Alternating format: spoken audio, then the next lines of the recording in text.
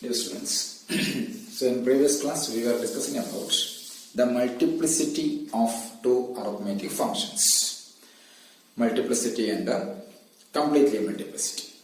So, and we say that the Mobius function is multiplicative but not completely multiplicative. Euler-Torsion function is multiplicative but not completely multiplicative. But identity function I of n equals greatest integer 1 by n. I of n equals greatest integer 1 by n, which is multiplicative as well as completely multiplicative. And what about the unit function? Unit function u of n equals n for all n greater than or equals 1. Then clearly this u of n equals 1. U of n equals 1. This is also a completely multiplicative function. Why? Because for any two integers, suppose m and n are any two integers with m and n are not relatively prime, then what is u of mn? U of mn equals again 1. 1 equals 1 into 1, that equals u of m into u of 1, u of n. Okay, so for any m and n which are not relatively prime, we know that u of mn equals u of m into u of n. So this unitary function is also a completely multiplicative function. Mank-Dot function. What is Mank-Dot function? Mank-Dot function is not a multiplicative. Why? For multiplicity, there is a condition. F is said to be multiplicative if f of mn equals f of m into f of n, where m and n are relatively prime, and also this f is not identically 0. This is the crucial conditions there. Your function is said to be multiplicative or completely multiplicative. Then one of the basic argument is f is not identically 0. But lambda 1, what is lambda 1? Lambda 1 equals 0. Lambda 1 equals 0. Why? Because of its definition. Lambda n is defined as it is a log of p when n is p power m, 0 otherwise. So from the definition of Mank-Dot function, lambda 1 equals 0, so it is not a multiplicative function. Now, what is the ordinary multiplication? Ordinary products, f and g. Ordinary product means this fg of mn. What is fg of mn? Fg of mn equals f of mn into, or fg of m equals fg of m or mn. Simply fg of m equals f of m into g of m. This is ordinary multiplication. Surely it is multiplicative. Okay. Similarly, it is ordinary division. F by g of m equals it is f of n by g of m. It is also multiplicative. If f and g are multiplicative, then the usual product or the ordinary product fg is multiplicative. And if f and g are multiplicative, the odd division f by g is also multiplicative. That is immediate. Okay. Now, suppose f is multiplicative. Let f is multiplicative. Let f is multiplicative. F is multiplicative means for let m and n fall in surplus with m and n are relatively prime, then f of mn equals f of m into f of. Okay. When f is multiplicative, what is the value of f of 1? That's our next question. What is the value of f of 1? We know that m equals m into 1 or n equals n into 1, whatever may be. So what is f of m? F of m equals f of m into 1. Since f is clearly this m and 1 are relatively prime.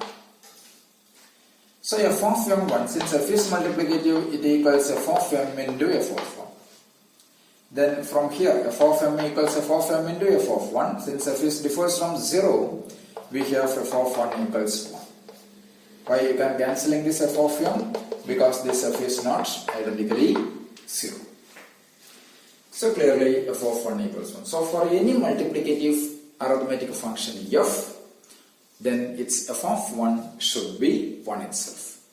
So in we also see that lambda 1 is equals 0, means lambda 1 is not identically differs from 1. So according to this argument, then f is multiplicative, f of 1 equals 1. So lambda 1 differs from 1, lambda is not a multiplicative function. Okay, also see that. Now, there's an important result. If f is multiplicative, suppose that's an important theorem. The theorem states that given f of 1 equals 1, f of 1 equals 1, then f is multiplicative. F is multiplicative if and only if f of p1 power alpha 1, f of p1 power alpha 1, etc. pr power alpha r equals, it is f of p1 power alpha 1, etc. into f of pr power alpha. So this is the famous result. It's a well-known result. If f is f of 1 equals 1, we see that, already we see that when f is multiplicative, f of 1 equals 1. If f of 1 equals 1, that's already given. And f is multiplicative if and only if f of p1 power alpha 1, etc. pr power alpha r equals f of p1 power alpha 1 into etc. into f of pr power alpha. How to prove this one? So the proof is, that's an interesting result. So how to prove this one? So it is given f is, first assume it is given f of 1 equals 1. Assume f is multiplicative.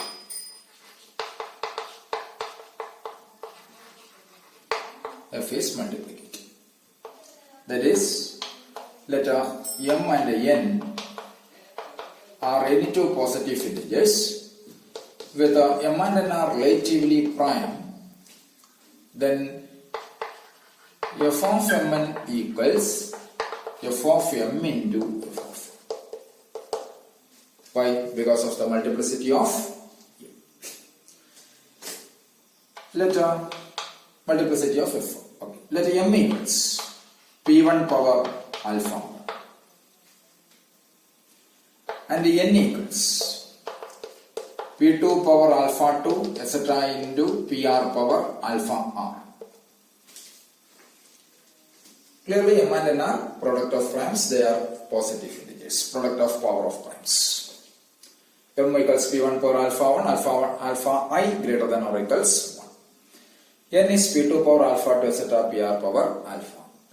Clearly, by the choice of this m and n, surely this m and n has no other common factors. M and n have no other common factor except the 1. There is no common factor except 2. So m and n are relatively prime. Now, so what is f of mn? Since m and n are relatively prime, then f of mn, or simply f of p1 power alpha 1, etc. p1 power alpha 1 into p2 power alpha 2 into etc. pr power alpha r equals.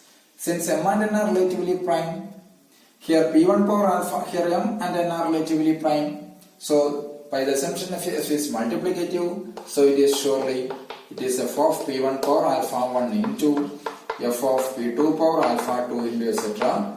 pr power alpha r. Okay.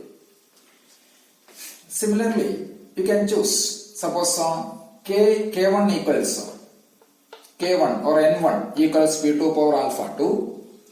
Let n1 equals p2 power alpha 2 and n2 equals p3 power alpha 3 into etc. into pr power alpha r. Clearly this n1 and n2 are relatively prime. Why? Because there is no other common factor except this one.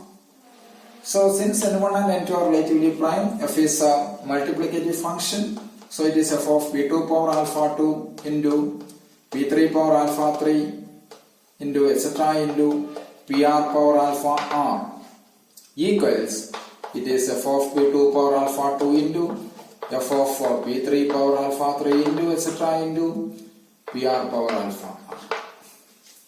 Why? Because of the multiplicity of f and the choice of n1 and n2. So you can rearrange this one. So this result becomes f of p1 power alpha 1 into f of p2 power alpha 2 into remains this one.